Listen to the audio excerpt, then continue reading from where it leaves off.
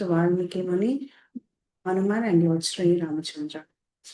Kojantam Rama Rameti Madhuram Madhuraksharam Aruhya Kavita Shakam Vande Valmiki Kokilam Valmikir Munisamhasya Bhaktavantsari Raman Ramakathanadam Konayate Paramgatim Vedavedye Pare Pumsi Jate Dhasharatatmaje Vedah Prachetasat Asit Sakshat Ramayanatmanam Anjana Veeram Janaki Shokanachanam Kapishamakshahantaram Vande Lanka Bhayankaram Manojavam Marutatulya Vegam Jitendriyam Bhuttimatam Varishtam Vatatmajam Vanarayutamukyam Sri Ramadutam Shirasa Namami Anjaneya Madipatanalanam Kanchanadri Kamaniya Vikraham Parijata Tarumulavasinam Bhavayami Bhavamananandani Yatra yatra Raghunatha Kirtanam Tatra Tatra Kritamastakaanjalim Bhashpavari Paripurna Lochanam Maruthim Namata Rakshasantakam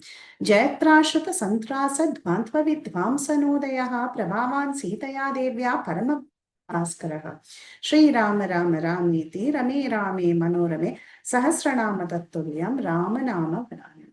Krishna, thank you all so much for joining. We are continuing Valmiki Ramayana and we have successfully finished till the end of Yuddha Kanda, and today we will start the most fascinating Uttara Kanda Ramayana. Uttara Ramayana is not much spoken, but this will be a very nice experience for us to know what really is mentioned in the Uttara Ramayana. Uttara Ramayana is also a part of the original Valmiki Ramayana itself, because we can be sure of it, because the commentators have written commentaries even for the Uttara Ramayana. So some people are of the opinion that the Uttara Kanda was an addition and it is not a part of the original Valmiki Ramayana, but that is not true. It is a part of the original Valmiki Ramayana, and we know that Valmiki himself began writing the Ramayana only at the time when Sita comes to his ashram, when she was pregnant. Actually, that is when he sees those two birds and the first verse of the Ramayana is spoken, where Valmiki has a doubt, who really is that person who has these 16 qualities? So without the Uttara Ramayana, there is no question of the entire Ramayana existing, okay? Because that is actually the start of the Ramayana. That is the starting point, in fact. So here is our Uttara Kanda. And Uttara Kanda has many parts, okay? So the first part is the origin of the Rakshasas. The history of the Rakshasas is mentioned in the first section of the Uttara Kanda. The second section of the Uttara Kanda has details about Hanuman's life, how he became the Vanara that he is, his childhood life story, and then his different exploits, all that is mentioned as the second section. And then in the third section, we have the very heart-wrenching episode of Sita being sent off. And then later, Ramachandra's rule is the next section, where Ramachandra rules very nicely. And the final section is Sita entering Earth. Okay, so like this, Uttara Kanda has many, many insights, without which the entire Ramayana would remain incomplete. So let's head into the first section, which is the origin of the Rakshasas and understanding Ravana's power. So the Uttara Kanda begins with a very beautiful verse. It is Praptarajasya Ramasya Rakshasanandan Vade Krite Ajag Murishayah Sarve Ragavam Pratinanditum. So Prapta Rajasya Ramasya Rakshasa Anandavade. Basically, as soon as Ramachandra acquired the throne, he acquired the Rajya after killing all the Rakshasas, after the Vadha of all the Rakshasas. He became very, very happy, and the people were also very happy. At that time, all the Rishayah, all the Rishis, they came to congratulate Raghava. Pratinandito means to come and congratulate Raghava. So after Ramachandra regained the kingdom, he was crowned as the king of Ayodhya. All the sages, they came to congratulate Ramachandra. Now, who are the sages that came to congratulate Ramachandra? Valmiki says that there were sages who came from all the four directions. Sages came from the northern, eastern, western, and southern direction. And the names of all the sages who came from different directions are Kaushika, Kanva, Atri, Kashyapa, Vishwamitra, Jamadagni, Gautama, Bharadwaja, Agastya, Vasishta, etc. So many sages, they came so that they could congratulate Lord Ramachandra and have some nice conversation with him. So when all these sages came from different directions to the entrance of the palace, at that time, Agastya Muni, representing all the sages, he tells the doorkeeper of the palace to go and call for Ram. And Ramachandra, he heard the news that so many great sages have come to see him, and he immediately got up and went running to the entrance, received them appropriately, offered Argyam, Padyam, and all that, and worshipped all the sages nicely.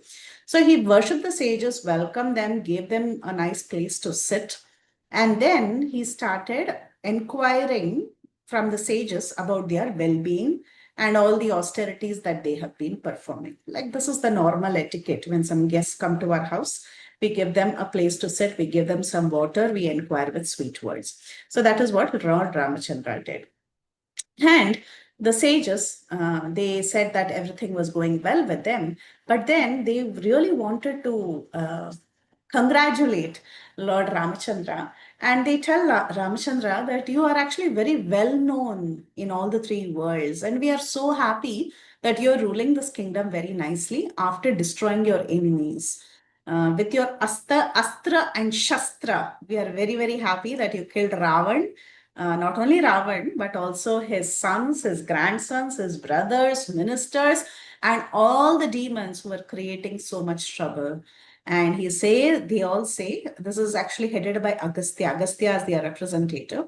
And Agastya specifically says that we are so happy, Ram, you have killed Indrajit. We are delighted that you managed to kill Indrajit, who's the most difficult to be won over. And that is when Ramchandra was very curious. He asks the sages, why specifically you're telling about Indrajit? Why you're not talking about Ravan? Because Ravan is the king of the demons. And you're not even talking about Kumbhakarna, who is so hefty and who was capable of killing hundreds and thousands of people at one shot. You're not talking about huge generals like Devantaka, Narantaka, Atikaya, one of the sons of Ravan, who was huge bodied, Dhumraksha, who was very ferocious, and so on. You're not talking about all of them, but you are telling about Indrajit. We are so happy that you managed to kill Indrajit, who is the most difficult to be won over. Indrajit is expert in magical tricks. He released, you people got released even from the Nagapash that Indrajit had put on you. So, what is so special about Indrajit when you're not glorifying the other demons and you want me to take credit, especially for killing Indrajit? What makes him so powerful? I want to know why he is so special, first of all. And secondly, I want to know how he conquered Indra, how he got so many boons, how he became an expert in magical warfare. So you please tell me about all of this. Now, usually when we get the association of great sages and great devotees, we want to hear about Krishna. We want to hear about Lord Ramachandra. We want to hear the glories of the Lord. But here is the Supreme Lord, and he wants to hear the glories of the demons. So he's asking, tell me more about the demons. I want to hear about them. And that is when Agastya smiles and he begins to relate the entire story, the history of the demons. This is actually a very interesting section. I mean, it is not relishable like the pastimes of the Lord, but at the same time, it is interesting because when we study the lives of great demons, we can also get a lot of inspiration for ourselves. We can get a lot of valuable lessons because we are no less than demons. So, what happens is when we watch the mistakes that these demons have done, understand the qualities that they have displayed, we can understand how much of these qualities we truly have in our hearts. And we can try to get some corrective measures. So, even studying the lives of demons is also very instructive. It is not time pass or it's not a waste of time. We should know. So he begins to narrate, and these are narrated by great sages. If they think it is not waste of time and it is very useful for people to know, then we should definitely listen carefully and try to see what are these demonic qualities that I have and how I can correct myself. So he says, long time ago, during the beginning of creation, when Brahma created the world, we know that many sages were created by Brahma. At that time, there was a sage by the name Pulastya who was created by Brahma, and he was very, very righteous like his father Brahma. This sage Pulastya, he had very high character. He lived in the slopes of Mount Meru, and he actually stayed near the ashram of a sage by the name Trinabindu. There was another sage by the name Trinabindu, and he was close to the ashram of Pulatsya. And this Pulatsya Maharishi, he was performing very, very severe austerities in the forest. And think about the Meru mountain, the slopes of the Meru mountain. We read even from the fifth canto of Srimad Bhagavatam that many apsaras and beautiful women, Naga women, Apsara women, Kinnara women, demigod women, they all come and they sport in the slopes of Mount Meru. So now we have two sages. One is Pulatsya, the other is Trinabindu. And they have their own ashrams, and our Pulastya Maharishi is performing many austerities. But at the same time, there were many apsaras. Now, these apsara girls, they were singing and they were dancing and they were having their own enjoyment in the slopes of Mount Meru. Now, this Pulatsya Rishi who had his ashram there, he was performing penances. But then these girls, they were creating disturbances in that area. But however, we should understand that these girls who were just playing around there, they were very innocent. They were not doing anything purposely to disturb Pulatsya, but however, Pulatsya, it was disturbing for him because at the end of the day, he was a sage and he was performing some meditation and austerities, and girls giggling and laughing and playing was not suitable for him. Okay, so he gets very irritated, and he suddenly, in his anger, he pronounced a curse in front of all the women. He said, nobody should come in this area of my ashram. If someone comes in the area of my ashram and I happen to see her, whosever body my eyes fall on, that lady will become pregnant. This is the curse. So all this news spread far away that this Rishi has cursed like this. So let us keep away from there. Why suddenly somebody wants to become pregnant, right? So they all kept away. Many of these ladies, they never even went in that direction. So Pulatsya was very happy. He thought he has guarded that area nicely. Now no lady will come near me. However, one day, this, I told you, right, there was this Trinabindu. He was another Bandhu, Trinabandhu. He was another Rishi, was in the nearby area. He had a daughter. And she did not know about this curse. It so happened that she didn't know about this curse, that Pulatsya had pronounced this curse, and any lady who goes in that area becomes pregnant. So she didn't know about it, and very innocently, she was roaming around and she comes across this ashram. And she came very close to the ashram and she was searching for her friends. She thought her friends had gone somewhere and she didn't know where they had gone. So she happened to come near Pulatsya Rishi's ashram without understanding about this curse. Now, this Pulatsya Rishi, at this point in time, he was engaged in reading the Vedas. He was going through the Shastras, and he just opened his eyes and he looked up, and his glance was cast suddenly on this lady. Who's the lady? The lady is the daughter of Trinabandhu. So the minute he saw Trinabandhu, by the power of that curse that he had already pronounced, what happened? This Trinabandhu, she became pregnant. Suddenly she became pale and she started showing symptoms of pregnancy. And she got scared. What's this? My body is suddenly changing. So she was very alarmed and she went running to her father, Trinabandhu, and she reported everything to her father. Ranabandhu was shocked. You went to the vicinity of Pulatsya Rishi's ashram. He was reading the Vedas. He glanced at you and he became pregnant. What are you talking about? So then Trinabandhu, he got into his meditation. He didn't want to directly confront Pulatsya, but he got into his meditation and he found out what had happened. That earlier Pulatsya had pronounced a curse, and this lady, she went near the ashram and therefore she became pregnant. So now the father took the daughter and went to the sage Pulatsya and he tells that this is my daughter, and she's now pregnant because accidentally she came near your ashram. So because she's pregnant, I have no other cope. I have to give her hand in your to you in marriage. Now, Sage Pulatsya, he could understand the situation. He could understand that she didn't do anything by purpose. Accidentally, she came and she got pregnant. He could understand her situation and he accepts her and as the wife, and he continues to perform austerities like any other sage.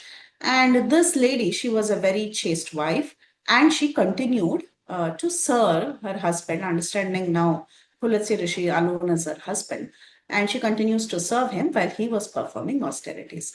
Not only was he performing austerities, but he was also reciting the Vedas from time to time. So the child in the womb was also listening to the Vedas that were recited by Pulatsya. Okay, just like how Prahalad had heard about the Supreme Lord from Narada Muni when Prahalad was in the womb of Kayadu.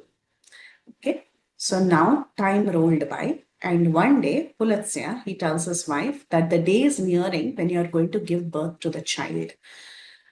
The son of mine that is going to be born will be equal to me in every respect, and he'll continue the lineage of both yours and mine.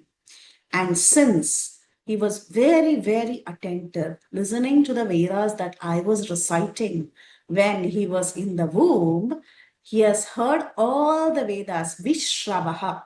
V is the root word for Vedas, Shravaha. Shravaha means to listen. So since he has heard the Vedas, Vishrava, he will be named as Vishrava.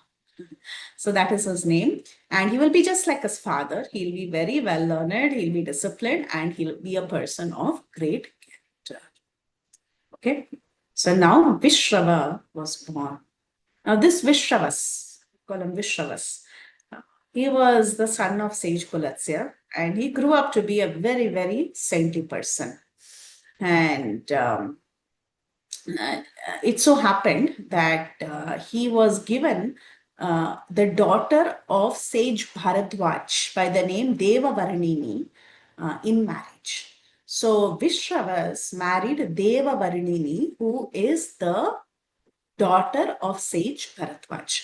So they had a child, Vishravas and Deva Varanini. They have a child by the name Vaishravana. Vishravasan becomes Vaishravana. And this Vaishravana had all good Brahminical qualities.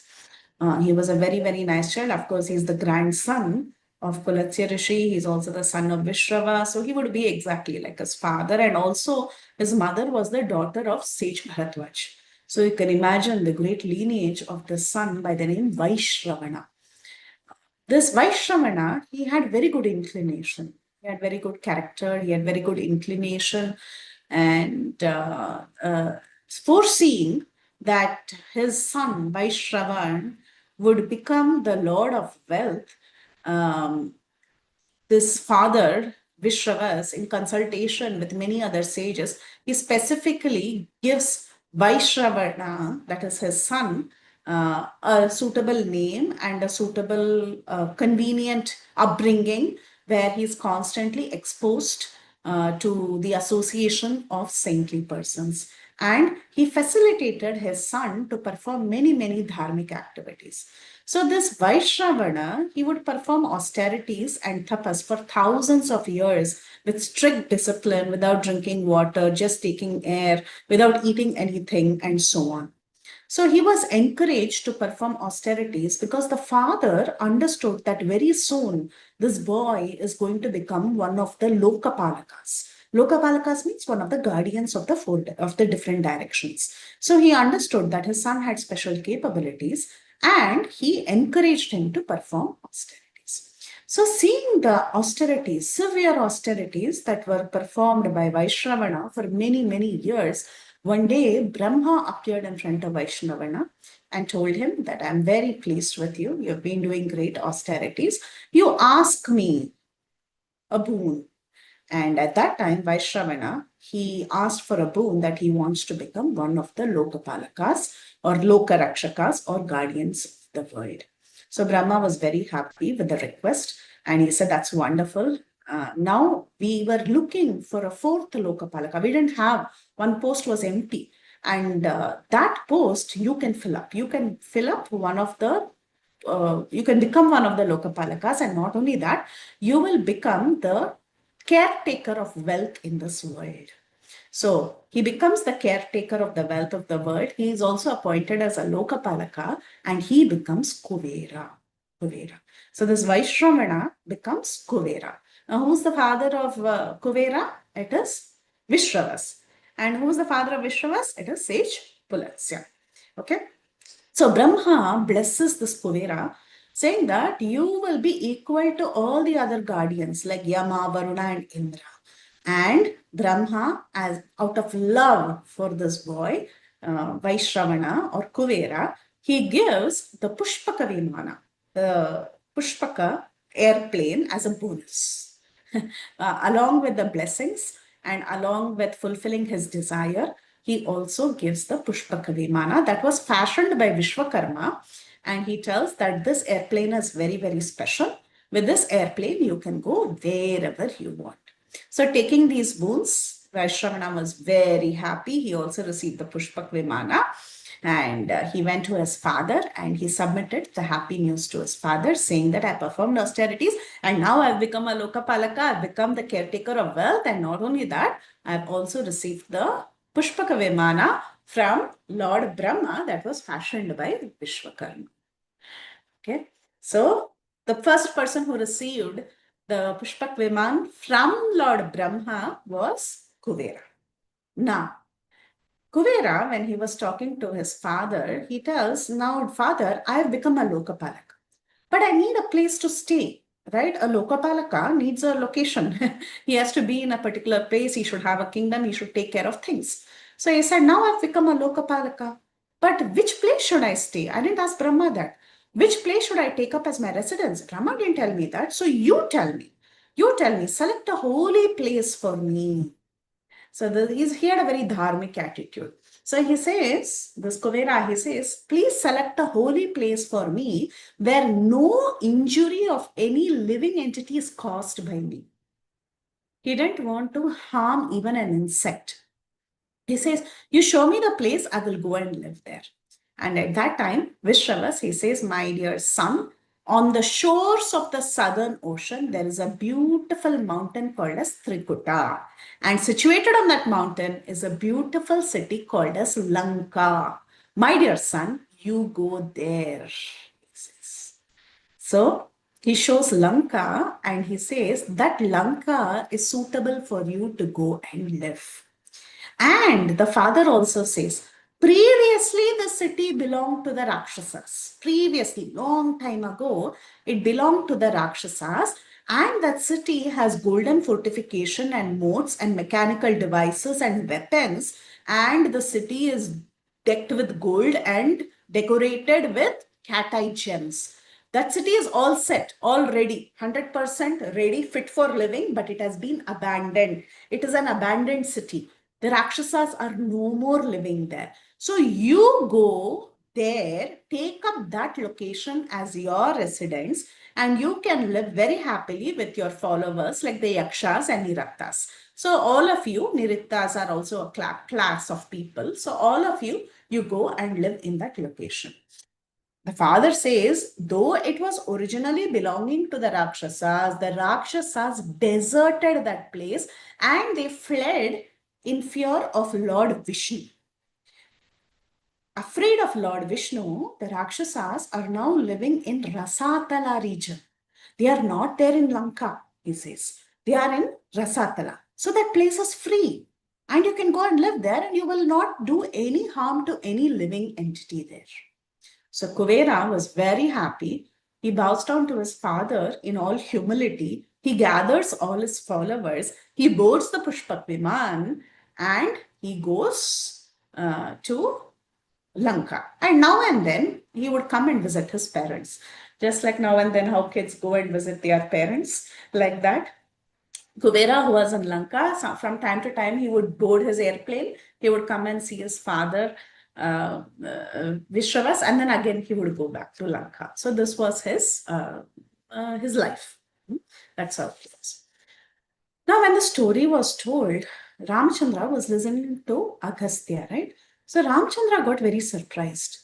He repeatedly was shaking his head and looking at Agastya, and he said, "What? How can I understand that the Rakshasas lived in Lanka even before Vishwas?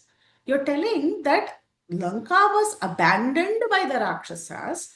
I thought Rakshasas means it begins with Ravana. Who are these Rakshasas who lived long, long before in Lanka and abandoned it? Were they greater than Ravan, Kumbhakarna, and others? Who was their ancestors? What offense did they do to Lord Vishnu and why did they run out of that place? Please tell me. I'm very, very curious to know. So now Ramchandra said, I thought Rakshasas means Ravan and maybe his associates. But you're telling Rakshasas had lived earlier in Lanka and then Kuvera went to Lanka. That means who are these people? What is their ancestry? Tell me more. That is when Agastya was smiling. He smiled and he was very surprised. Look at this. This Vishnu who drove away the Rakshasas from Lanka to Rasatala is asking me the question. He's the one who drove them away. So he smiles and he begins the narration. And this is a story within a story.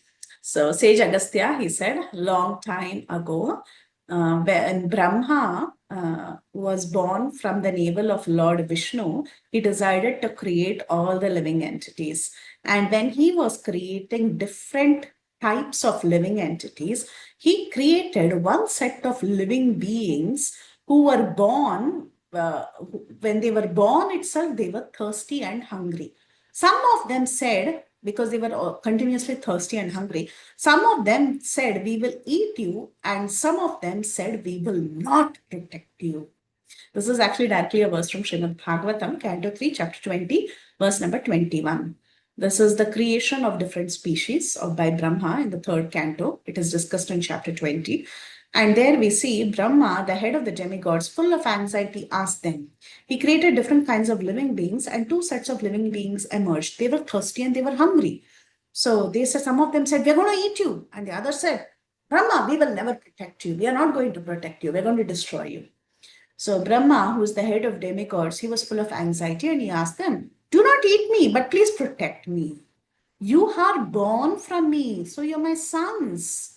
Therefore, you are the Yakshas and the Rakshasas. So he gave them names. The ones who said we are going to eat you is actually the Yakshas, and the ones who said you should not be protected are the Rakshasas. Here, the purport Prabhupada says, the demons who were born from the body of Brahma were called as Yakshas and Rakshasas because some of them cried that Brahma should be eaten and the others cried that he should not be protected.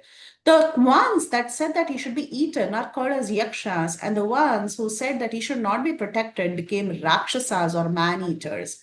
The two yakshas and rakshasas are the original creation by Brahma, and they are represented even until today as the uncivilized men who are scattered all over the universe. They are born of the mode of ignorance, and therefore, because of their behavior, they are called as rakshasas or man-eaters.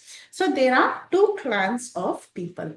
Now, we have heard about the yakshas earlier also in Srimad Bhagavatam about the fight between the yakshas and Dhruva Maharaj, if you remember. These yakshas, their leader is Kuvera, but Kuvera is a very righteous personality, very, very righteous, and he's a great devotee as well. He's a devotee as well. So they have a good leader. But whereas the Rakshasas, they were completely misguided, unfortunately. Okay, now let's see what happened. Now the king, so the Rakshasas and the Yakshas were created. Now the king of the Rakshasas, this class of people, original kings, the original leaders, it was not Ravana Kumbhakarna. The original leaders were two of them. Their names were Heti and Praheti. These were the two leaders of the Rakshasas who were born from Brahma. Praheti, he wanted to practice penance. But Heti, he wanted to get married and he married the sister of Kala, who's Bhaya. Remember, this is also there in the beginning of fourth canto. Kala, Bhaya, all of them, we see the history of irreligion that appeared. So the sister of time personified, Kala, was Bhaya. And he marries Bhaya and he has children with her.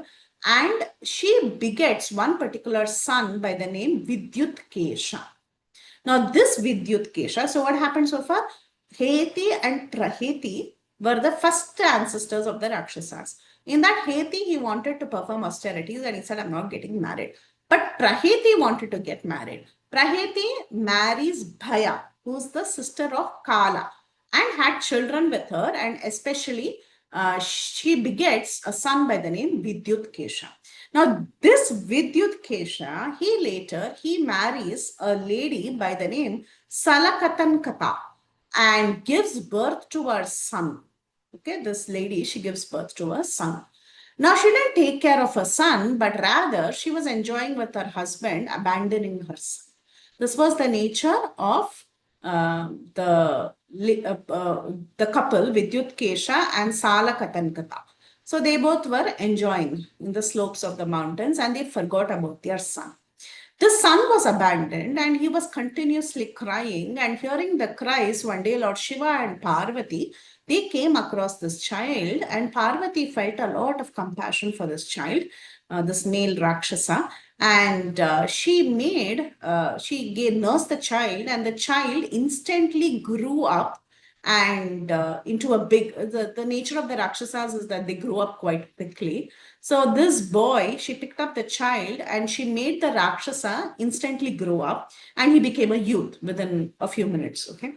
And Shiva gives him a flying city and blesses him. So now the son, his name is Sukesha.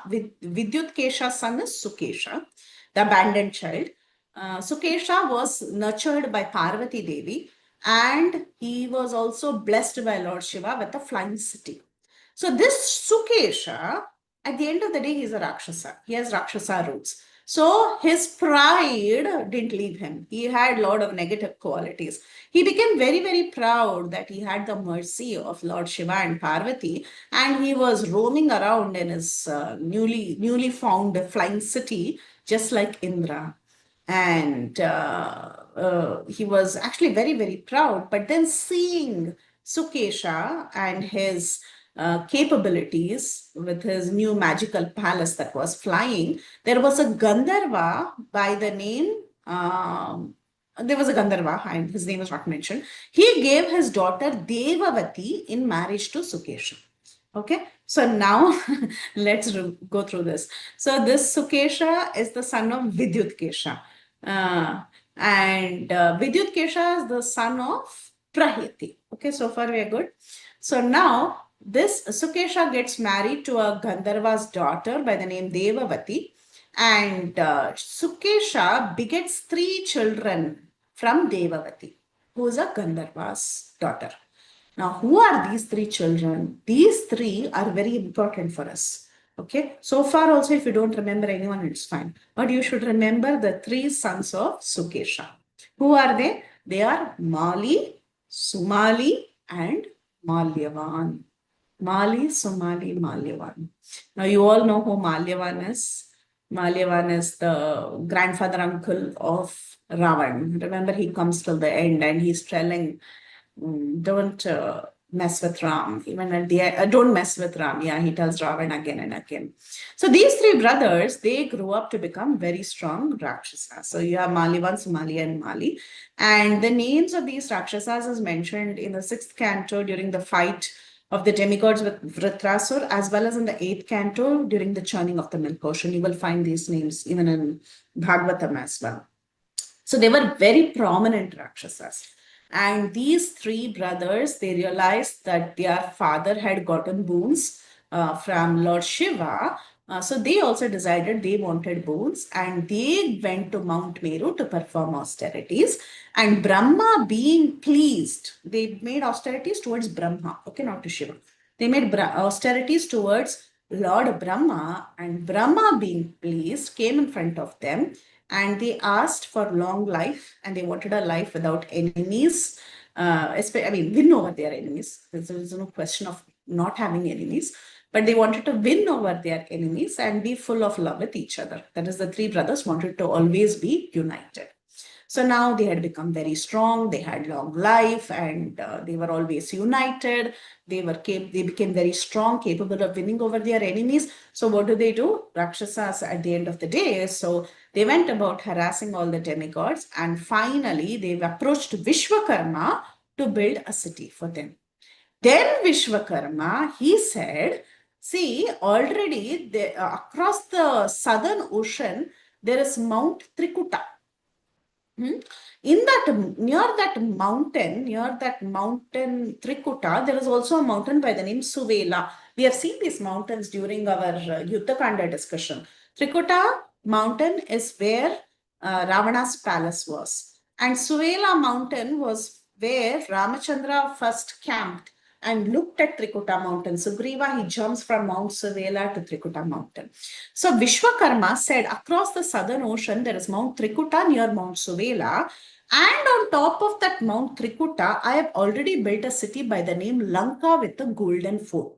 It is 30 yojanas wide in length, and you can go there and live happily unconquered by your enemies. So the first set of people who took possession of Lanka that was built by Vishwakarma was who?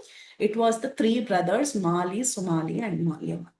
Okay, how did they acquire Lanka from Vishwakarma? Vishwakarma built Lanka for them. How did they get Lanka? Because of the austerities that they performed towards Brahma.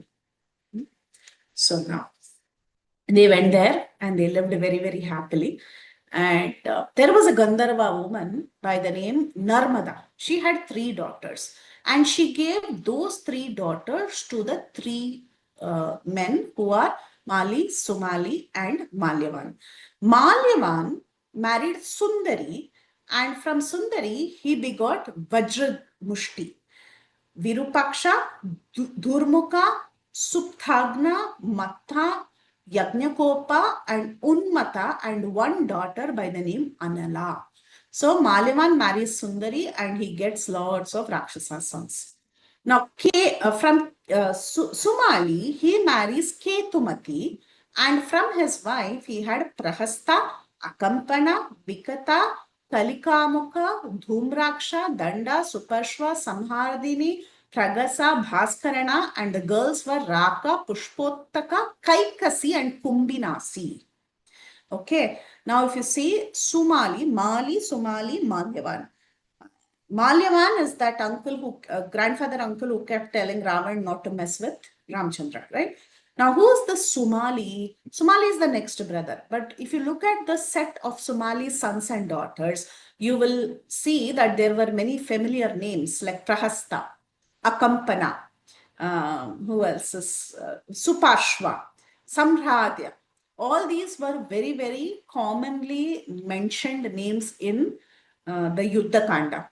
And more importantly, look at the names of the daughters. Raka, Pushpotaka, Kaikasi, and Kumbinasi. Kaikasi and Kumbinasi are also mentioned in Yuddha Kanda. And who was Kaikasi? Kaikasi was the mother of Ravan. So the direct grandfather of Ravan is Sumali. Okay, his uncle grandfather is Malyavan and the other Mali. Okay, his direct grandfather was Sumali. Sumali's daughter was Kaikasi, and Kaikasi's son was actually Ram. Now, the next one. Mali's wife was Vasudha, and she begot Anala, Anila, Hara, and Sampati. Now, these names should also ring a bell in your mind. Can anyone guess who these 4 are? Anala, Anila, Sampati, and Hara. These are the sons of Mali.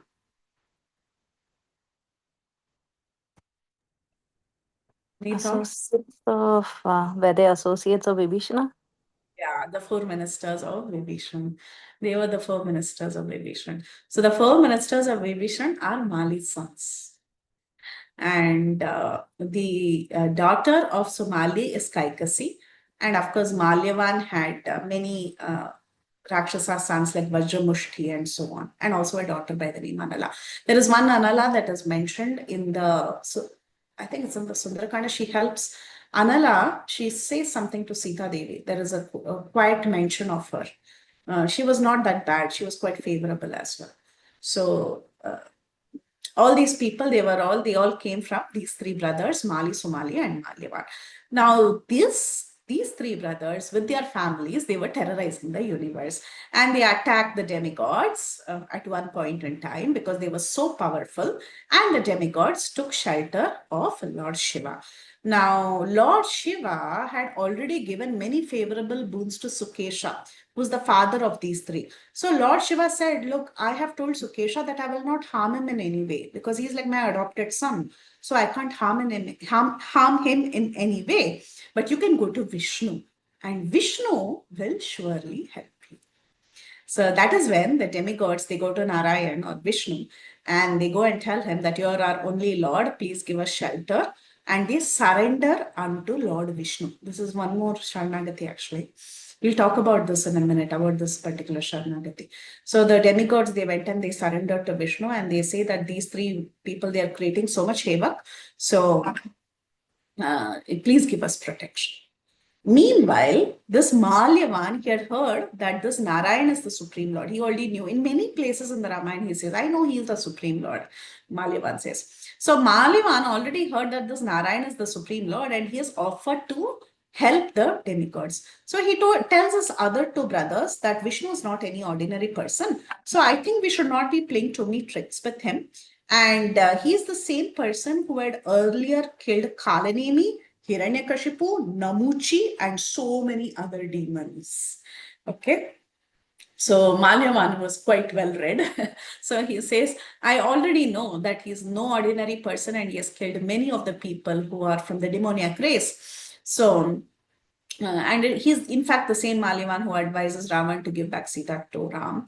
And he knew from the beginning that this Vishnu is the Supreme Lord. So he tells his brother that I think we should not mess with him. But then the other two brothers, they were telling, what are you talking? We know everything. We have boons from Shiva. We are experts in the Vedas. We are expert in Dharma. Lord Brahma, Lord Shiva, Lord Vishnu, everybody will shiver in front of us. We have so much power. So there is no need. There is no need for you to worry about all this, whoever he may be, whether he may be Vishnu or Shiva, whatever it is. Our powers are unparalleled. So let's go and attack the demigods right away. So they convince Malyavan, and somehow or the other, they go and attack a war between the demigods and the demons now starts. Now, when this war was going on, the demons and the demigods, they fought very, very severely. And finally, Vishnu, he comes to the battlefield. How does he come to the battlefield? Mounted on Garuda, carrying his Sudarshana Chakra. He was shining like the sun, and he had the Sharanga bow, he had his Nandaka sword, he had all his weapon, his quiver of arrows. He was wearing golden ornaments and nice yellow dhoti. He was appearing like a streak of lightning. This is also there in Bhagavatam if you read in the chapter, 8th canto, you will find this appearance of Lord Vishnu. That's why this picture is an ISKCON picture, if you see. So he appears in the middle of the battlefield.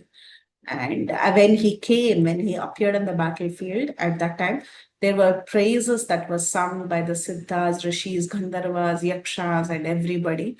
And just by the flapping of the wings of Garuda, half the army was destroyed. The Rakshasas, they surrounded and they were trying to attack Vishnu. And just by the flapping of the wind of Garuda, so many Rakshasas were killed.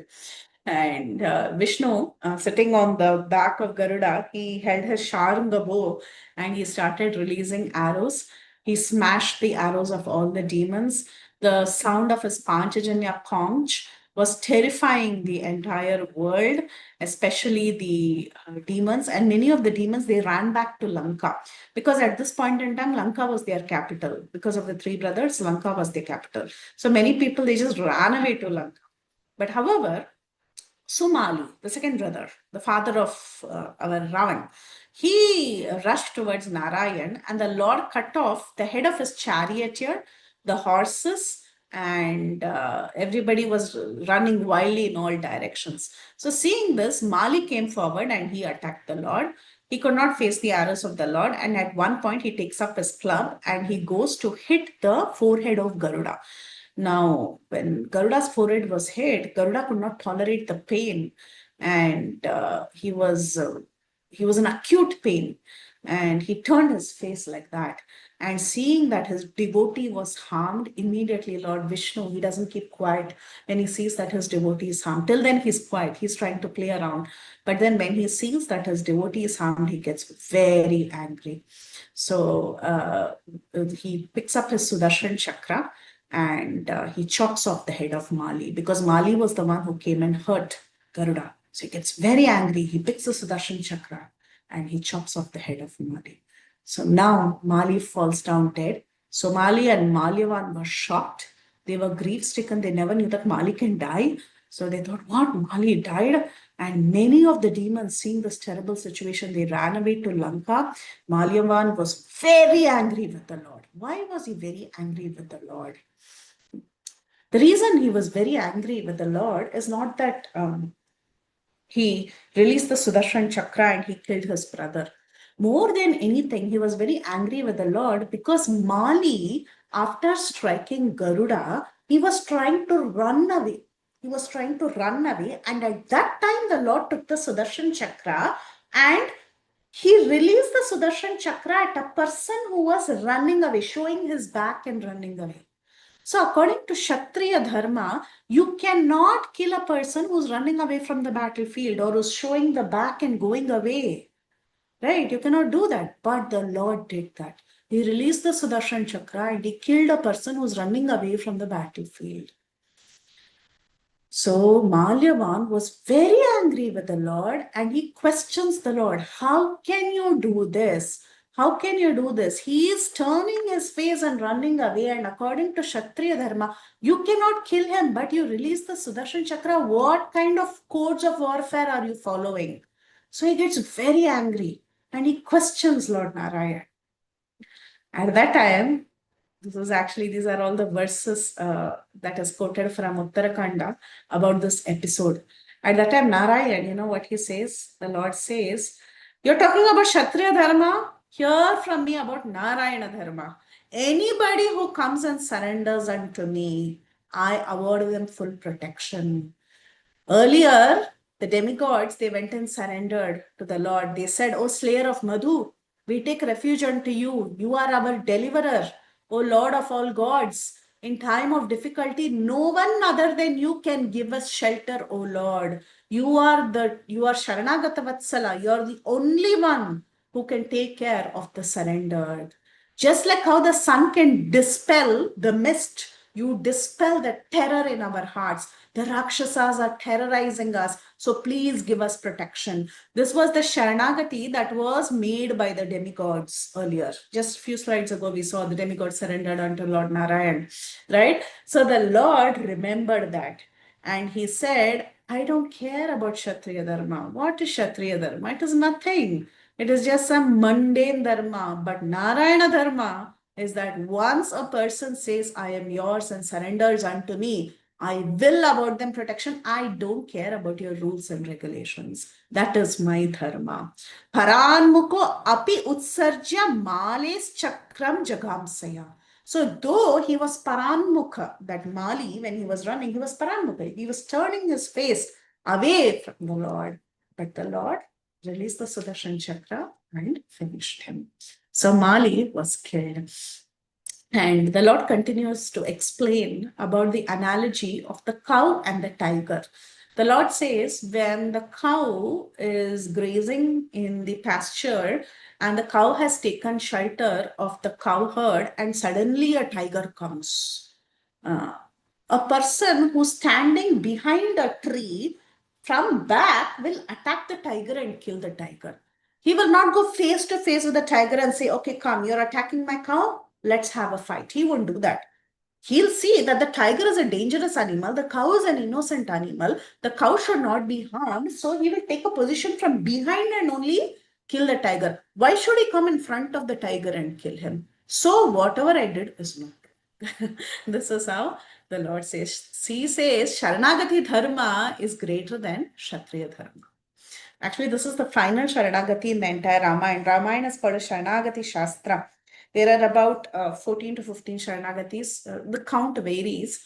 There are some mini Sharanagatis also. So you can say about 15 Sharanagatis on an average is there.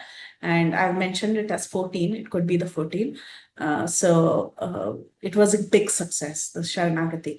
The demigods had surrendered and the Lord gave protection to all the demigods. So now what happened to Mali and Somali? They were arguing, but no use, because the Lord said, this is my right. I do what it is my way or the highway, right? We say. What is that? There is a verse. Dharmam tu sakshat bhagavat pranitam. So whatever the Lord says, that is only dharma. So now, seeing this, that Mali was killed, Sumali and Malyavan, they flee. If you read the verse of Bhagavatam, Bhagavatam directly says all the three of them were killed like that. It just stops there. It doesn't go to further discussion. But here we say in Ramayana, there are more details of what really happened. So now Mali and Sumali, they flee and they go to Lanka, but then the point is they were very scared. They were very, very scared of Vishnu. They thought if we are in Lanka, we continue to be in Lanka, Vishnu will come and chase us down and he will kill us also. So they got very scared and they actually go to Rasatala to hide and they don't come back to Lanka. It is mentioned that in the battlefield, just by the flapping of Garuda's wings, they were literally thrown away by the flapping of the wind of Garuda's wings. They were just thrown away into Lanka. They fled to Lanka, but then they decided this is not a safe place for us to stay. And they go off to Rasatala to hide there. Now, our two people, Somali and Malyavan, they have gone to Rasatala to hide. So now Agastya, he tells Ramachandra, Raghava, this Ravan who was killed by you was also a Rakshasa, but he was a descendant of Pulitsya Rishi. You are the same Narayan, the bearer of the conch and the Sudarshan Chakra, and you cannot tolerate your devotees disturbed, and that is the reason why you killed Ravana, just like how you killed the grandfather uncles of Ravana. And Agastya openly praises Ramchandra. He says, you appear from time to time to destroy the Rakshasas and protect the devotees and establish Dharma. This is a verse directly from Bhagavad Gita as well. But Agastya Muni, he's telling this. He's telling this to Lord Ramchandra. He says, you're the original creator and everyone is very fond of you and you never give up on the person who takes shelter unto you. So Agastya says, now I have told you about the origin of the Rakshasas. Now, specifically, I will tell you about the origin of Ravan. So, tormented in fear of Lord Vishnu, the Somali and Malyavan, along with all their relatives, they literally vacated Lanka and they went and lived in the Rasatala area. And it was vacant for a very long time. And that is when Kuvera, when he performed austerities and he got the position of a Lokapalaka, and when he went and asked his father, where should I stay? The father said, you go to that place called as Lanka that is now vacated by the Rakshasas. So Kuvera went and took up the place that originally belonged to the Rakshasas. So the plan of the Rakshasas to get back Lanka was not irrational or something. Okay, because originally it belonged to the Rakshasas only. This Lanka originally belonged to them, but interim period, Kuvera was he was taking rent, he was sitting in a rented place for a while. Kuvera, he was in that Lanka, but the Pushpaka Vimana originally belonged to Kuvera, not to Rama. Okay. Now, for a very long time, they stayed in Rasatal, the Somali and Malyavan. And one day, Somali, he emerged from the Rasatal region and he started going around Earth. From the Rasatal region, he appeared on Earth and he started wandering around. And he took his daughter in hand, who was very beautiful and of a marriageable age. So, with his daughter in hand, he was walking around. And there, when he was going to different locations trying to find a match for his daughter, at one point in time, he's happened to see this Vaishravana. Who's Vaishravana? It is our Kuvera. And how did he see Kuvera? He saw Kuvera was boarding the Pushpaka airplane and he was going to see his father Vishravas. So from Lanka, this Kuvera in his Pushpak Viman, he was going to see his father Vishravas, and Sumali holding his daughter Kaikasi was wandering around, and he sees somebody flying like that and going to Vishravas, and he goes and pays obeisances to Vishravas, and seeing the capability and the splendor of three things. One is the capability and splendor of Pushpaka Viman. Secondly, seeing the capabilities and splendor of the father and the son. Seeing all this, he was amazed. He was thinking, oh, this is the father, that is the son. The father is a great sage. The son has acquired so much and he is flying around in airplanes. This seems to be quite interesting. He thought for some time, and he thought that if at all the Rakshasas are to be benefited, the best thing that the Rakshasas can get is that if I give my daughter Kaikasi to Vishravas, then the sons born of Vishravas and Kaikasi can become great personalities and they can benefit the Rakshasas. So this was the plan. And he tells his daughter that I think he is the best husband for you. The sage who's performing austerities here, this Vishravas, I am assured if you marry him, you will have a splendid son just like Kuvera. Because he had just witnessed the splendor of Kuvera and how he was a Lokapalaka and he was flying in an airplane. He was super impressed. So he told his daughter, he should be your husband. And if you have a husband like him, you will have a great son that is equal to Kuvera. So Kaikasi, she was asked to go to the place where Vishravas was, his ashram was. And Kaikasi, immediately she obeys the order of her father. And she goes and she stood in front of the ashram of Vishravas. And Vishravas, at this point in time, he was performing Agnihotra sacrifices. And she kept standing there when he was performing Agnihotra sacrifices, looking down and marking something with her toes. She was just standing there. And the Vaishravas was quite curious, and Vaishravas asks Kaikasi, who are you? What do you want? And very shyly she says, oh, I want to unite with you and I want to have children with you. Because this was the recommendation given by her father. So she follows whatever her father asked her to tell, and she says that. And Vishravas, he understands. He's a great sage. He understands. And he understands it is also destiny that she should be married to him. So he tells, that's fine, but you have approached me at a very inauspicious moment. If you want, she says, I want to unite with you right now. And Vishravas says it's an inauspicious moment, just like Diti and Kashyapa, same story. So he says it's inauspicious, we cannot unite now, it is dusk time. And if at all we unite now, you would bring forth children that will perform very cruel deeds. But then she falls at the feet of the sage and she says, oh sage, I just want sons who are well read in the Vedas, who are great Brahmanas. I don't want demoniac sons. But the sage says, I will fulfill your desire right now, but then you will have two sons who are very demoniac and one daughter as well. But the third son will be very dharmic because you're requesting you want a dharmic son.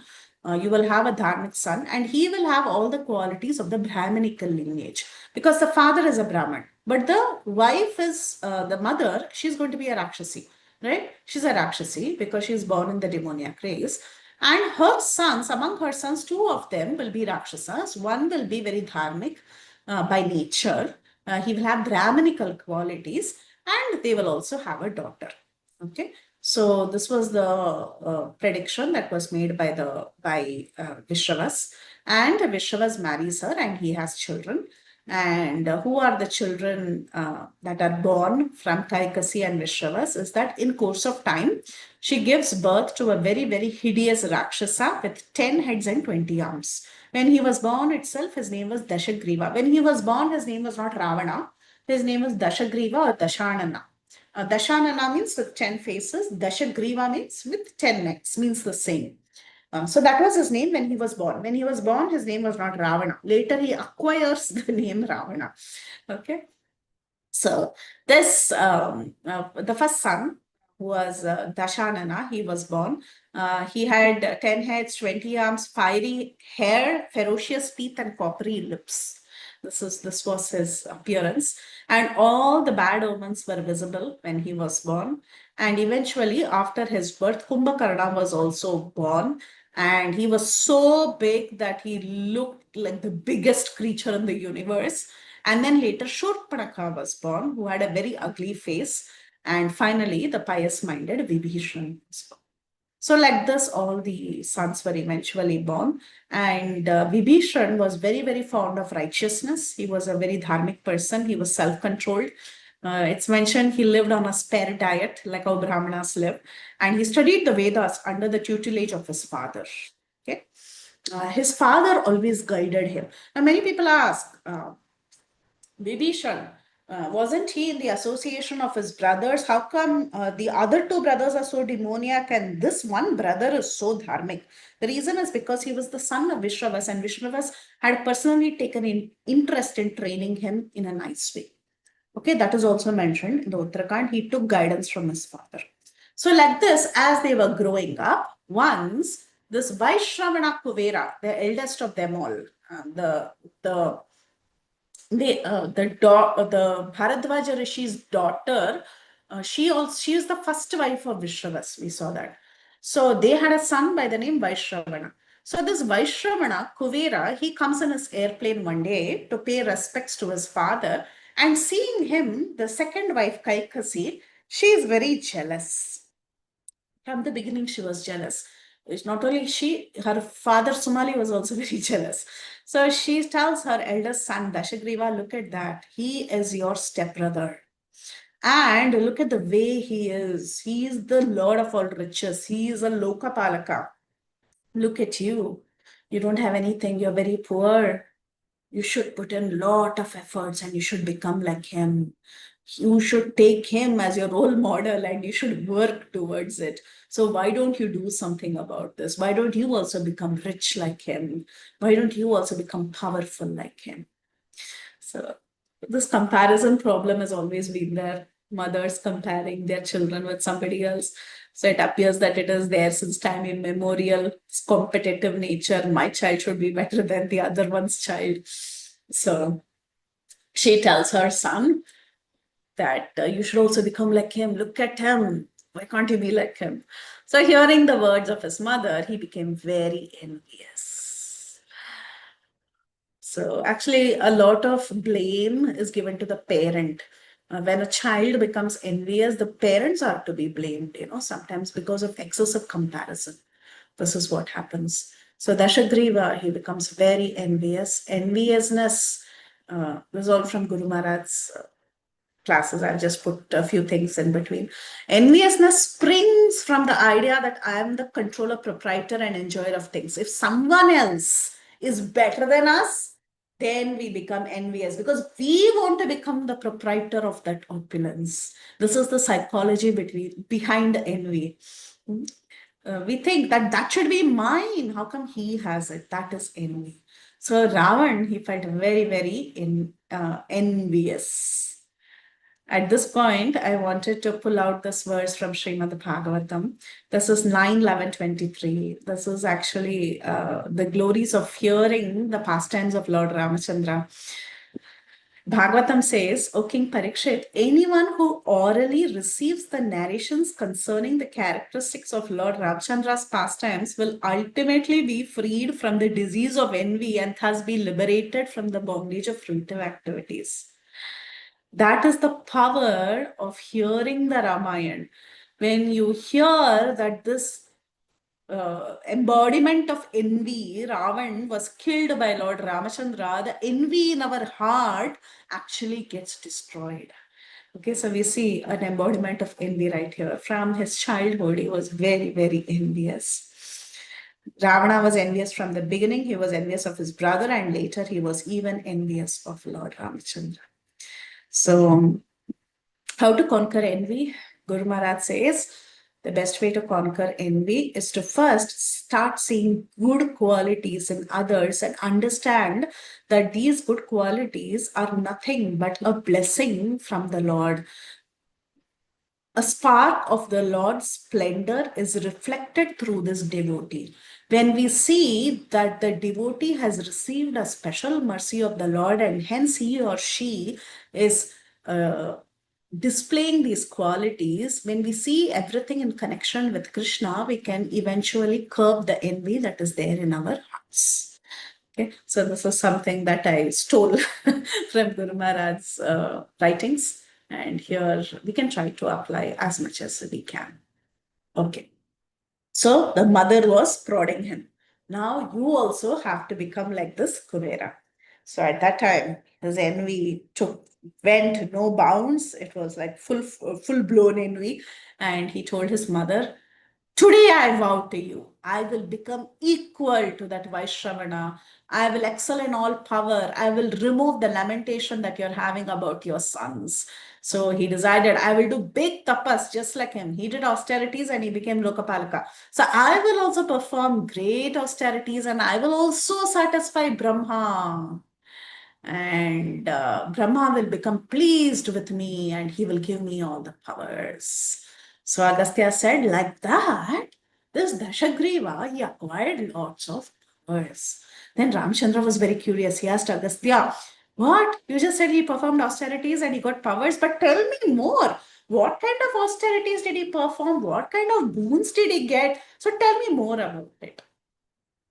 Then Agastya Muni, he begins to talk about the different austerities that were performed by Kumbhakarna, Ravana, and also Vibhisha. All of them, they all decided to perform austerities. So he says, Kumbhakarna, he did severe austerities in summer. He stood between blazing fire under hot sun. In winter, he stood under ice cold water, inside ice cold water. And during rainy season, he was drenched standing on one leg. Like this, he performed penances for 10,000 years. Then Vibhishan. Vibhishan also stood on one leg for 10,000 years with raised hands. He offered his respects to sun god with an intent to study the Vedas. And for a total, he stood for almost 10,000 years like this, performing very, very great austerities. Dashagriva, on his part, he also stood for 10,000 years. And for every 1,000 years, he would offer one of his head in sacrifice in the fire. He would chop off his head and offer it as a sacrifice in the fire. At the end of 10,000 years, when he was about to cut off his final head, Brahma finally appeared in front of the three of them. So the three of them, they performed different austerities. Kumbhakarna was doing very severe austerities under different weather circumstances. Vibhishan was raising his hands and offering prayers to the sun god and everybody else, and he had good intentions, but still he was performing very severe austerities. And Dashagriva was chopping off one head after every 10,000 years of austerities. So finally, when he was about to chop off his final head, Brahma appeared and he said, I'm very pleased with you. Please ask for a boon. Dashagriva, he first said, I want immortality.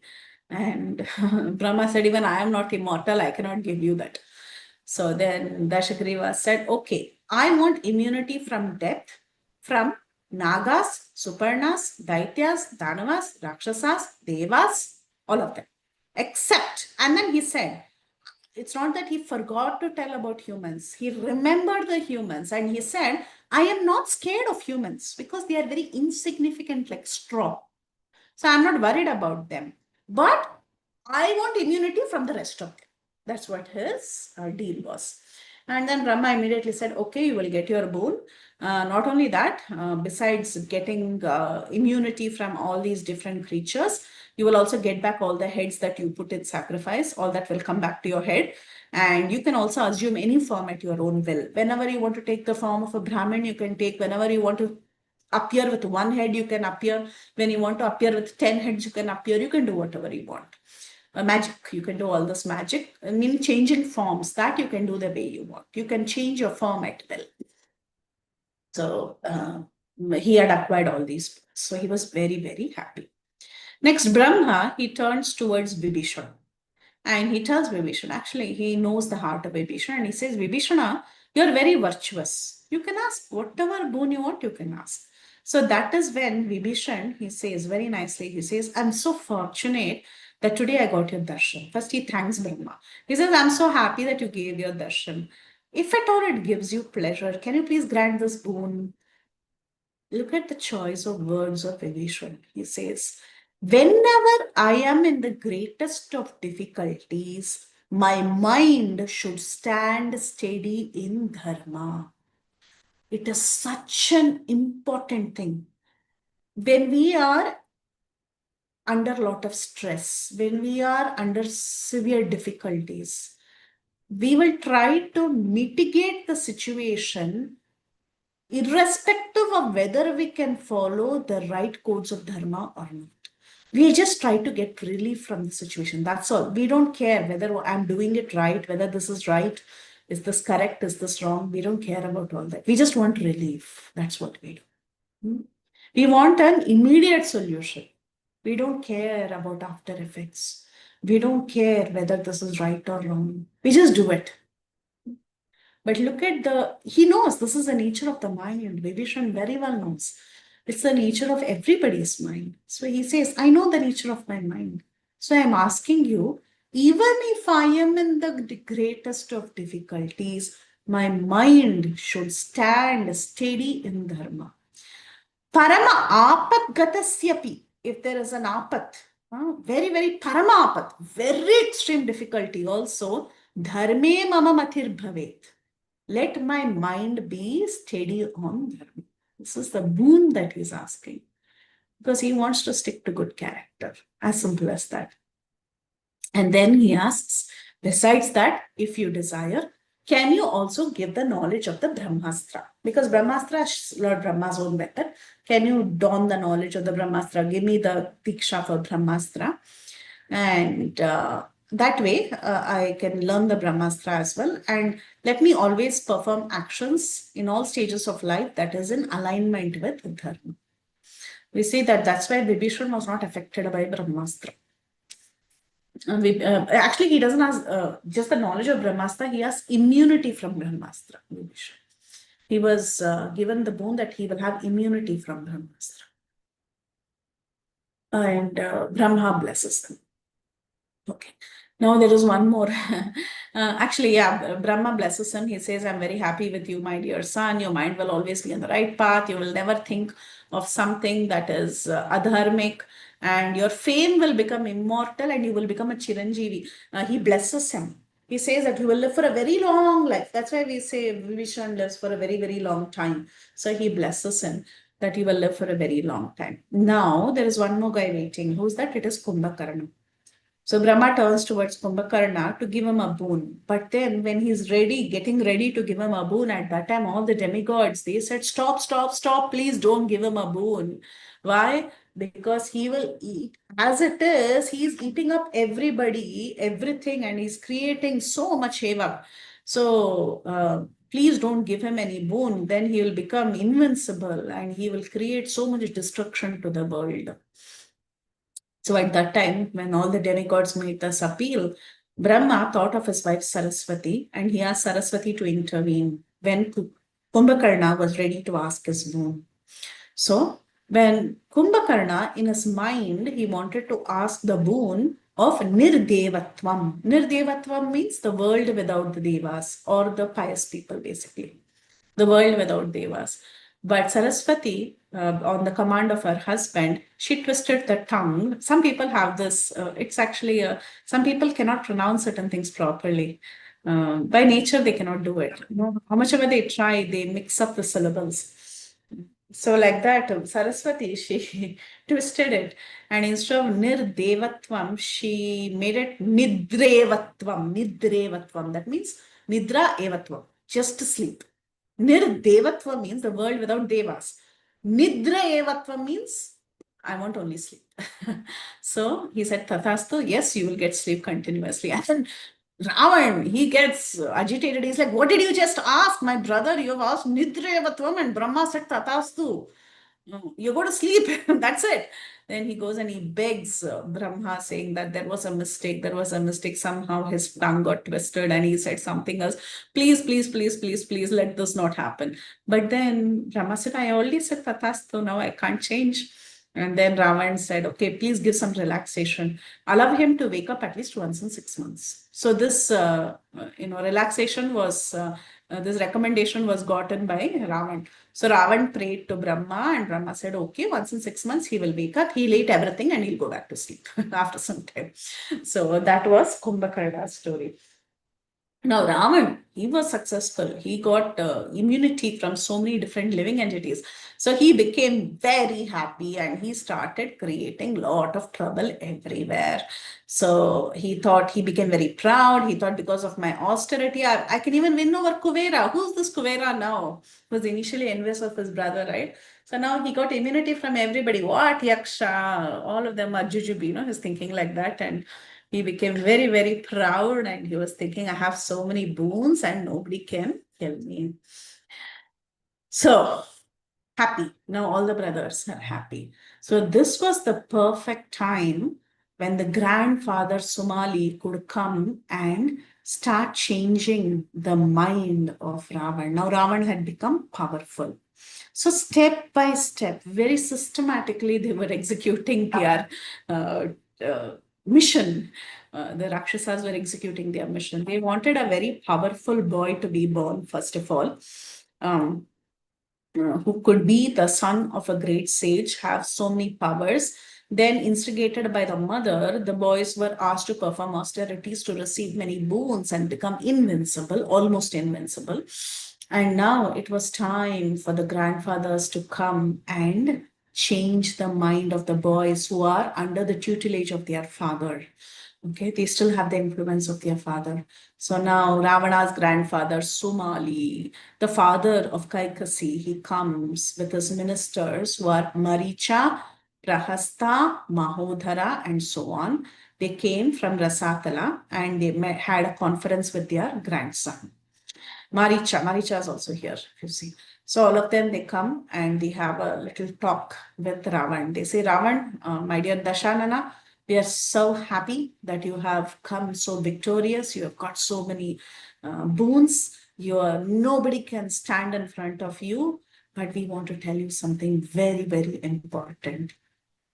Actually, that great city of Lanka originally belonged to us. Your half brother, Kuvera, he goes and he lives in a place, Lanka, an island in the middle of the ocean. He goes there. But that island actually belonged to us. But in fear of Lord Vishnu, we all fled from there and we took shelter of Rasakala. Now your half brother, he is residing in Lanka, but that Lanka doesn't belong to him. It is ours, it is our property. Now you have emerged as a very powerful Rakshasa. So somehow or the other, go to your brother and with some sweet words or by giving gifts or by force, grab Lanka. Lanka belongs to us. Take it back and you become the new ruler of Lanka. Because you come in the family of the Rakshasas. Your mother is a Rakshasi. So you belong to our family. And if you can somehow take away Lanka from your half brother, we will be well settled. When Ravan heard this idea from his grandfather Somali, he was a little disturbed. This is very nice. Actually, Ravan, he was hesitant. Imagine this is the Ravan who was, he was young. He was still under influence of his father in many ways. So he was hesitant. He was thinking, oh, grandfather, why are you telling me to go and ask something from my half brother? It belongs to him. Let him be happy. Why should I deceive him? Why should I grab his property? Why should I take things away from him? So when Somali heard this hesitation from Ravan, he felt, he just thought, okay, I think maybe this is not the way to approach the topic right now, and he fell silent. But then Prahasta, who's one of the ministers, he came forward and he started advising Ravan. He said, say, Ravan, why are you having these feelings? Oh, he's my brother. How can I deceive him? And so on. We are all heroes. Among heroes, we should not have such sentiments. Actually, brothers sometimes, even between Aditi and Diti, right? The step brothers, they were fighting, Asuras and Devas. Similarly, here we have Daityas and Devas, right? Similarly, here we have the Rakshasas and the Yakshas, they are always fighting. This Prahasta, he tells that in the past, he quotes the story of the sons of Aditi and Diti. He says, actually, in historically also, you must have heard the sons of Aditi and Ditis, the Devas and the Daityas, they are always fighting and they are still fighting. Actually, the Daityas are the rulers of the universe. They are more powerful than the Adityas, that is the sons of Aditi. But because they get the support of Vishnu, this Daityas lost everything, and the demigods, the Adityas, they got everything. So think about it. Whether Kuvera is your brother or not, at the end of the day, Lanka belongs to us. We must get hold of Lanka somehow or the other. If you get hold of Lanka, forget all these brotherly feelings. This fight is going to go on. So, if we can get Lanka, you can become the king of Lanka, and you will also become the king of all the Rakshasas. You can rule all the Rakshasas. So, think about this deal, he says. And who doesn't have greed for power? Everybody. The biggest intoxication in this world is not brandy or whiskey. The biggest intoxication is power. And power gets to the head, that's it, right? So, greed for power is natural in the material world, but with authority and power comes responsibility to utilize it properly. But who utilizes power properly? Ravana, he was poisoned by the advice of Prahasta, just like how Kaikeyi was poisoned by the words of Manthara. Similarly, Ravana's head, it was easily poisoned, very easy. It was poisoned by the words of Prahasta, and he started thinking now. He was thinking, see, I got so many boons already. Now I have the support of the entire clan of Rakshasas. So pretty much I'll become invincible. I'll become the king of the Rakshasas. I have a place to rule, and that's it. My authority will be unquestioned. So he was very, very happy. He tells Prahasta, okay, you go as a messenger. He tells his minister, his father's minister, rather his grandfather's associate. He says, you go as a messenger and you tell my half-brother Kuvera to vacate Lanka and tell that the Lanka belongs to the Rakshasas and I will take over. So Prastha says, okay, I will go and I'll talk to Kuvera. And he goes to Kuvera and he says, Kuvera, your brother Ravan is asking for the city of Lanka in a very peaceful manner because it originally belonged to the Rakshasas. And Ravana is now going to be our new king, and our new king is demanding Lanka. So you should give away Lanka to us. When Kuvera heard this, he immediately agreed. He said, okay, oh, is it? The Lanka belonged to the Rakshasas earlier? That's fine. If I didn't know that, if I all that I knew from my father was it was abandoned. It was abandoned and the Rakshasas are not living there. That's why I came and took possession of Lanka. But now you're telling that your new king is going to be my half brother and he wants Lanka. Okay, he can take Lanka and rule it without any rivalry. So he leaves that place and he goes and reports to his father, Vishravas, and he tells, see, this people, they came back, the Rakshasas came back, and they said that their newly elected king is going to be my brother Ravan, and Ravan demands Lanka because Lanka originally belonged to them, so I had to leave. He just goes and reports to his father. His father is very happy. He says, yes, you did the right thing. Whatever decision you had taken is right. Actually, Raman had approached me earlier also asking for Lanka, but I chastised him earlier. I said, don't talk like that. Now it has been given to Kuvera. Let him be there. Like that, I was trying to convince him. But it appears that he was not convinced. And he's now sitting and talking with his mother's side relatives and he's planning to take over Lanka. So it's okay. Let him take Lanka. We don't have to unnecessarily wage war within family. So give Lanka. So he told Kuvera, now you need a place. So why don't you proceed towards Kailash? And there is a nice place near the river Mandakini, Alakapuri. You can make that your capital. and you can stay with your followers, your wife, children, and all that near Kailash. So even to this day, Kuvera's place is near Kailash, Alakapuri, right? That's where he stays. So Kuvera was asked to vacate that place and he was asked to go away. Now, Ravana acquired Lanka. And now he was the new king of Lanka. So he went away with the Rakshasas. He left Vishravas. He went away with the Rakshasas and he was happy with all his followers in Lanka. Now Ravana had to take responsibility. So he had his sister Shurpanaka, who was not married.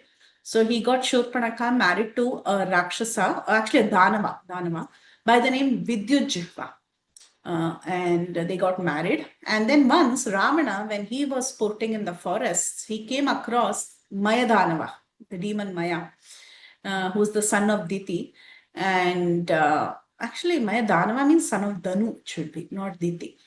Because Daitya would be the son of Diti, and Danava should be the son of Danu. Okay, Danu was also one of the wives of Kashyapa. So he saw Mayadanava. And you all know Maya as the architect of the demons. So he saw this Mayadanava there, and he saw Mayadanava had a very, very beautiful daughter who was accompanying him. And Ravana, when he sees Mayadanava with his daughter, he inquires about the daughter, and Maya begins to tell her story. He tells that once he was married to a very beautiful Apsara by the name Hema. And for the sake of Hema, he built a beautiful isolated city within a cave decked with pearls and diamonds, and he lived with her happily. Where did you hear the story in Ramayana? That is the magic cave they came across. Yes, Kishkinda. When Hanuman and everybody, yeah, Kishkinda. Yes, correct. So they went to the magical cave of Swayamprabha, right? At that time, Swayamprabha says, "This is the cave of Hema, and I am only the caretaker." So that Hema was actually the wife of Maya, and they had a daughter by the name Mandodari? Mandodari. Mandodari, yes. Yes, they had a daughter by the name Mandodari. So Maya said, "It's been 14 years since she left me. She came, she had a daughter with me, but it's been 14 years. She ran away. She went away to serve the demigods. And this is my daughter, born from the womb of Hema, and I'm looking for a suitable husband for her. Perfect timing." And he says that I also have two other sons, Mayavi and Dundubi. Remember Mayavi, Dundubi? Sounds familiar? Gokarn's Gokarn's mother. Well, I don't know. No, Dundabi was. I'm getting Maya- confused. I'm getting Maya- confused. Vali. The buffalo. Okay, yes. Yeah. The one whose big skeleton was left there. Yeah. They are the brothers, Mayavi, Dundavi. And then the cave, Mayavi calls for a thing, and then they go to the cave and they fight, and then Sugriva blocks the cave, all that. Mayavi calls him. Yeah? Dundabi is the brother of Mayavi. So he says, I have two sons, Mayavi, Dundabi, and one daughter, Mandodari. So they are all related. And he asks Ravan, "May I know who you are?" And immediately Ravan, understanding that there is a suitable match, he starts to boast. He says, "I am the grandson of Pulatsya." He's telling his good side. So he says, "You know what? I have such a great heritage. I am the grandson of Pulatsya. I'm the son of Vishravas. I'm the great grandson of Brahma." And he gives a very glorious introduction about himself. And Mayadanava is very impressed. And he decides to give his daughter Mandodari in hand to Ravan. And immediately right there, it is mentioned they kindled a fire and they got married right there, because Ravan was so happy. He just wanted to get married to Mandodari. And right there, they kindled a fire and they took vows, they got married. And Mayadanava also gave a spear. This is the spear that was used against Lakshmana. Exact spear was used against Lakshmana. The spear was given by Mayadanava. Even in the Yuddhakand also when we read, we saw that he uses the spear that was given by his father-in-law Maya, and he attacks that and he throws that towards Lakshmana. And then remember, he was trying to actually attack Vibhishan, but then Lakshmana comes forward. Lakshmana was struck by the spear. It is the exact same spear. And then later, the Sanjeevani was brought back the second time. So that is the spear that was gifted by Mayadanava. So he receives gifts from his father-in-law, and he comes back to the capital with his new wife. And he also thought that his other brothers, they have to get married, right? So he got the granddaughter of Bali Maharaj by the name Vajrajwala, granddaughter of Bali Maharaj. She gets married to Kumbhakarna. Kumbhakarna's wife's name is Vajrajwala. And there was a Gandharva by the name Shailusa. So this Gandharva's daughter, her name was Sarama. And Sarama, she gets married to this Vibhishan. Vibhishana. Vibhishan. Yeah, Vibhishan's wife is Sarama. And the reason why she gets actually this Sarama, she was born in the banks of Manasa Sarovar because she's the daughter of a Gandharva actually. She was born near the lake of Manasa Sarovar, and she's called as Sarama. And because Sarama, she was born near the bank of a lake, and she was very pious-hearted, and she's the one who gives solace to Sita Devi in Ashok Vatika. So now all of them are married, all of them settled. So now eventually Mandodari, she gives birth to her first son by the name Meghanad. Nada means sound, Megha, rumbling of the clouds. So because when he took birth, he cried like the rumbling of the clouds, he's called as Meghanada. We will stop here. We still have to see why Meghanad is so special. We have not seen that. That was the question asked by Ram. We have not answered his question still. We are still in the history telling. Eventually, we'll tell why this Meghanad, how this Meghanad became Indrajit, and why it is so difficult to conquer Meghanad. Okay, that we will see in the next class. Questions, comments, realizations, thoughts, corrections?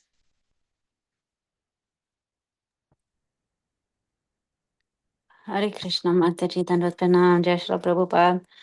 Very interesting section. Some of the parts where you have so many names are very hard to pick it up, but otherwise it was wonderful. Mataji, just a couple questions. One was on how was Ramana destroyed by the Brahmastra when he was the grandson of Brahma? Or He didn't great get grandson. the boon. He didn't get the boon of immunity from Brahmastra. So, Jambavan and Hanuman, I mean, Hanuman obviously got the boon, but Jambavan was able to. Yeah, he was a direct son of Brahma. He was blessed probably with the immunity from Okay. And the second question was on. So when Kubera left Lanka, Lanka was already built the way it is, like mentioned in the Ramayana, like what Hanuman saw, Golden City. Yes. Okay. And so he also left the Pushpaka Viman there. Okay. No, the question was what happened to how did Ravana get the Pushpaka Viman? Oh, later we'll see. We'll see next class. Okay. There's a fight between the Yakshas and Rakshasas, and he takes the Pushpak Viman after the fight. Yeah. Okay. Thank you so much, Mataji. Hare Krishna. Hare Krishna, Mataji. I have one question. Yes.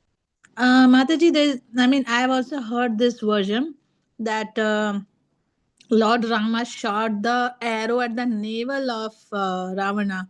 Only then he was killed because he was not getting killed. So it's not in the Valmiki Ramayana, right?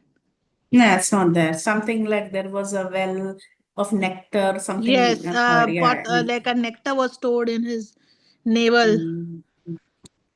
Yeah, So it's not there in the Valmiki's version. Okay, so he was just killed by the Brahmastra, not Hit in by the chest. in the chest. Yeah. Okay, so not by some arrow in the navel. Okay, yeah, but so that version is, I don't know from where then. Yeah, it may be some other retelling. Okay, Mataji, thank you so much. It was such a wonderful class, but there were too many names. I know, and this will go on. Right now, I'm a big zero. If you ask me questions, I won't be able to answer. The whole the lineage was too much to kind of remember. But yeah, it was very nice, Mataji. You make so much of effort every week. So thank you very much for your wonderful service, Mataji. Danvat pranams. Dandavat pranams. Thank Jai you so Krishna. much. And somebody else raised hand. Yeah, Hare Krishna Mataji, pranams to you. Beautiful class. Jai Shri Prabhupada. I'm just, I'm actually laughing to myself when I'm asking this question. So back in the day, a woman could walk up to a man and say, well, okay, I want to be with you. That's kind of Yes. even more modern than what we have today. What we think we have today, right? Yeah. Yeah. You see, So, many of these proposals were like that. They would just walk up and they say, okay, I want to be with you, period.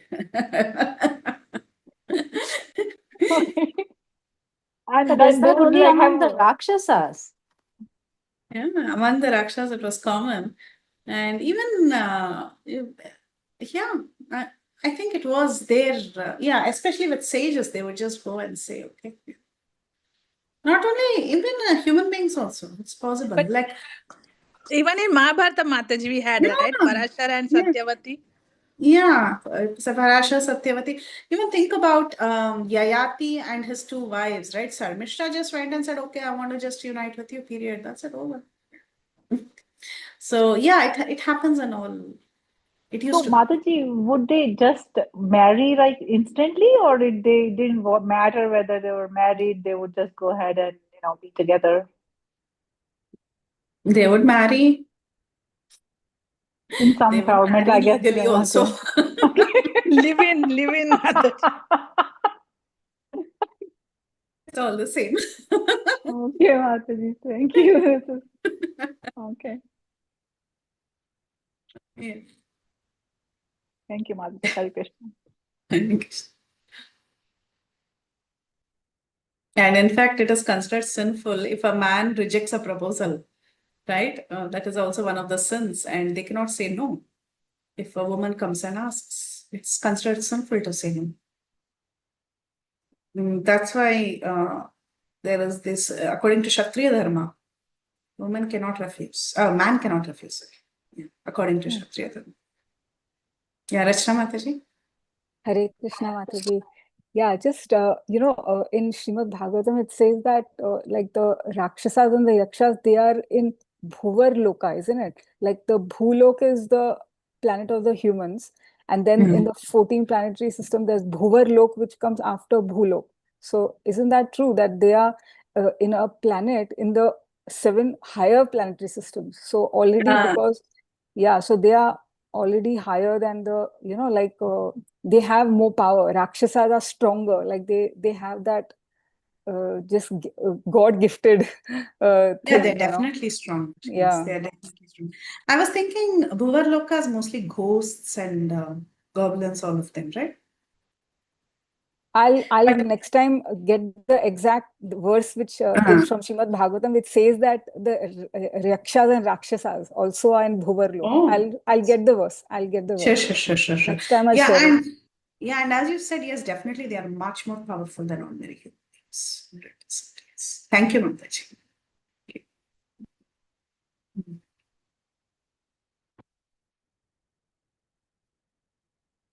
One last question, Mataji. I know this it's been quite strenuous.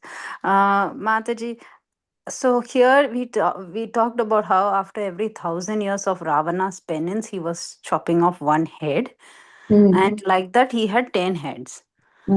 But when we were in the Yuddha Kanda, when Rama was trying to, defeat Ravana, and he was chopping off the heads, it just kept reappearing. So he has 10. Does he have 10 heads, or does he actually have unlimited? He can take any form he likes. That was the point that was emphasized. That sometimes he appears with one head fighting, sometimes he appears with 10 heads fighting, sometimes he appears with many, many heads fighting. So these are all magical warfare. He can take as many heads as he. Okay. Okay. But when he was born with 10 heads. Okay.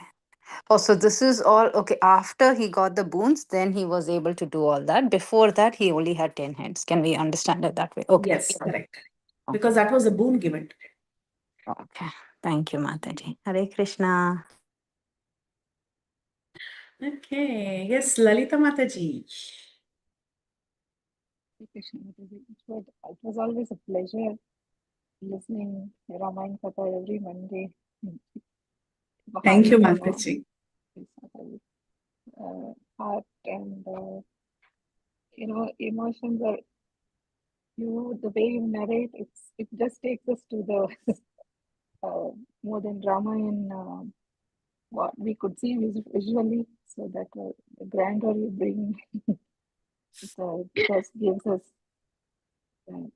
great awe, Mataji. Thank you so much, Lalita Today's Mataji. lesson, it's Vibhishan asking for dharmic mind, even in times of adversity, something it was.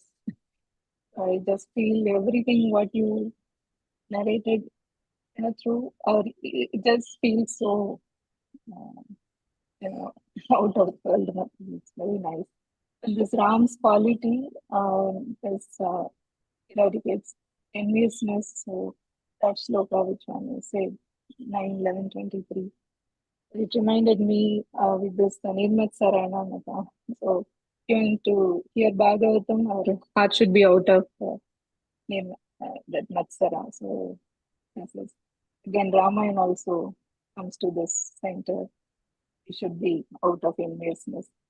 Really cleanses our heart and soul. Mataji. So grateful to you for this entire time you took us to this katha. So fabulous. Mataji. Thank you so much for sharing your realizations. It was so nice to hear from you. Thank you, Mataji.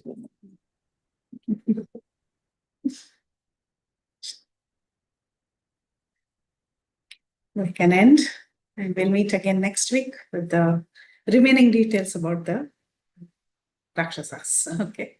Vanchakalpatarubhyascha kripasindhubhyascha Vedam. Jai Shri Anantapurti Vaishnav ki jai, Srila Prabhupada ki Ram ki jai, jai. Valmiki Ramayana ki jai. Hare Grace All Preethi glories to Mataji Srila ki jai. Prabhupada. Jai. Thank you, Mataji. Thank you, Mataji. Hare Krishna. Thank you, Mataji.